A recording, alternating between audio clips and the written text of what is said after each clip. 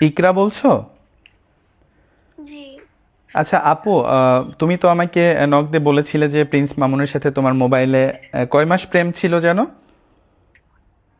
7 মাস।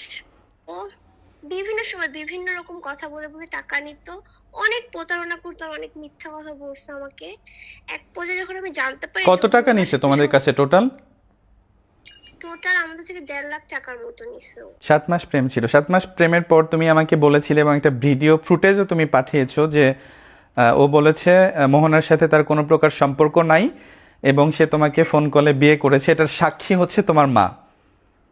জি। এই এবং ঘটনাটা সে কতটুকু কোরআনের সত্য? কসম কেটে বলেছিল যে মোহনা জাস্ট বেস্ট ফ্রেন্ড। আমি আপনাকে দিয়েছি একটু আগে ভিডিওটা। ভিডিওটা ডিলিট করেছো তুমি দিয়ে, এই জন্য আমি পাচ্ছি না, দেখাইতে পারি নাই। যাই হোক, তুমি বলো আগে, তারপর ভিডিওটা দিও।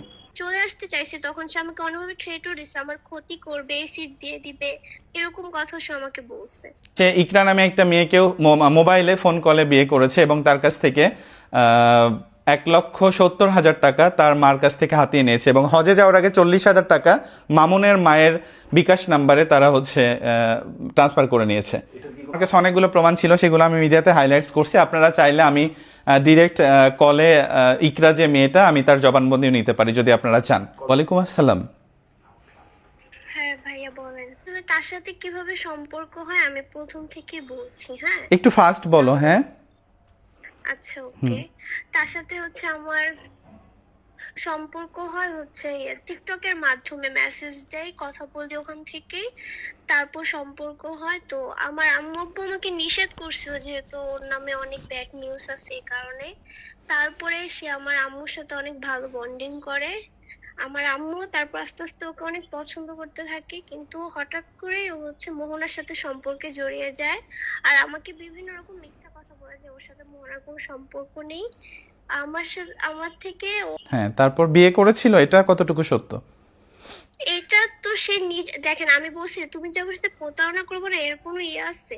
তখন ও আমাকে বলছে আমি তোমাকে ফোনে বিয়ে করি তাহলে তো তুমি শিওর থাকবে যে আমি তোমার হয়ে থাকবো। তখন ও আমাকে ফোনে কবুল বলছিল, আমার আম্মু সাক্ষী আছে। ওই ভিডিওটা আমি আপনাকে দিতে পারবো, ওই ভিডিওটা আমার কাছে আছে। আচ্ছা ঠিক আছে, দেখবো। তারপর কি ফোনে বিয়ে করে তোমার আম্মু সাক্ষী ছিল এরকম? জি। তারপরে সে আমার সাথে প্রতারণা করছে, আচ্ছা, বিয়ের এই পর কথাগুলো যেহেতু আমি হচ্ছে গণমাধ্যমে বলছি, এমনটা তো না যে আমি তোমাকে প্রেশার ক্রিয়েট করে বলাচ্ছি বা এরকম কিছু, নাকি কথাগুলো সত্য? না ভাইয়া, প্রেশার কেন? আমার কাছে যথেষ্ট পরিমাণ প্রুফ আছে, তাই না? আপনি কেন প্রেশার আচ্ছা, দিচ্ছেন? আমি জানি যে তোমার এক্সাম চলছে, এইচএসসি। আন্টি বললে এক্সামের পরে তুমি মেবি একটা প্রেস কনফারেন্স করবা। এটা কি করবা তুমি? আমি আসলে কি মানে তাকে নিয়ে কথা বলাটা তো অনেক ছোট হওয়া, তাই না? আবার মান সম্মানের জন্য আমি আচ্ছা আসতে চাচ্ছি না মিডিয়ার তুমি সামনে। বলেছো যে মুখে মাস্ক পরে বা ওড়না দিয়ে আসবা, সেক্ষেত্রে তো দেওয়া পসিবল ছিল, তাই না? আচ্ছা ঠিক আছে, এক্সাম শেষ হলে আমি আসবো, কারণ মানুষের সাথে এভাবে কারণ প্রতারণা বাংলাদেশে করাটা তো। প্রত্যেকটা, তুমি একটা ছোট মেয়ে, তোমার বয়স 15-16, ছোট মেয়ে বড় মেয়ে প্রত্যেকটা মানুষের সাথে মামুন এই ধরনের অন্যায় অপরাধ বা হচ্ছে বিয়ে করে তাদের সাথে ফ্লার্টিং বা ফ্রড করছে।